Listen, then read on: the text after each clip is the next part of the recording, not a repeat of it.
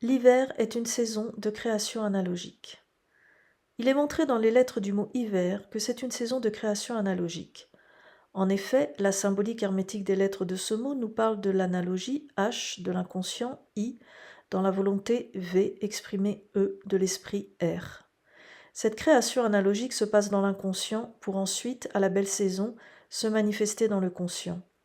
C'est dans l'inconscient, durant plusieurs mois, que des mouvements intérieurs vont avoir lieu et, comme ils sont inconscients, nous ne nous en rendons pas compte. Là, je schématise exprès pour permettre de distinguer les étapes de création de la réalité au niveau des saisons.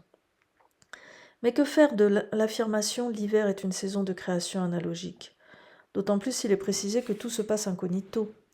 Ce que nous pouvons faire est simple. Une fois que nous avons compris que tout est issu de l'inconscient, nous pouvons, et même si nous ne maîtrisons pas l'inconscient, préparer le terrain, pour ainsi dire. Préparer la terre, l'humus, l'humain, de telle façon que ce fameux inconscient puisse avoir le nécessaire à disposition pour faire son travail. Remarquons que les mots humus et humain sont en lien. Faire le tri des cailloux, se dépouiller de l'inutile. Commencer par le tri des cailloux, ces éléments qui gênent quand nous marchons dessus, qui font même mal et nous empêchent d'avancer, c'est se dépouiller des obstacles et des blocages, des souvenirs qui polluent, en l'occurrence de l'inutile. Pardon. Faisons le tri dans notre esprit. Ai-je besoin de garder mes pensées négatives à propos de moi et des autres ? Quelles sont-elles ?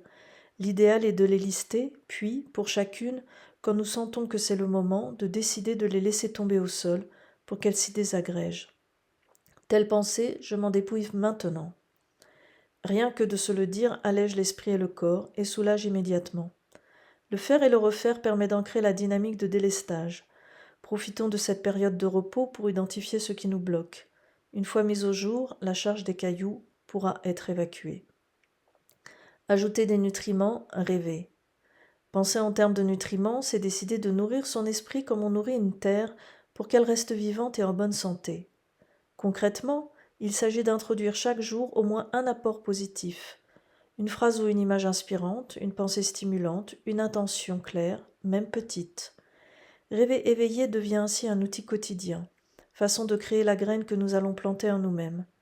Cela peut se faire en écrivant, en dessinant, en visualisant simplement. Le seul fait de rêver nous dynamise d'emblée et continuer à imaginer entretient l'enthousiasme. Une direction claire apparaît ainsi au fil des jours, car cela prend du temps, patience et amour. Une saison d'hiver, par exemple. Ajouter des vers de terre, respirer, se détendre. Cette petite bestiole, le ver de terre, est essentielle pour la vie de la planète.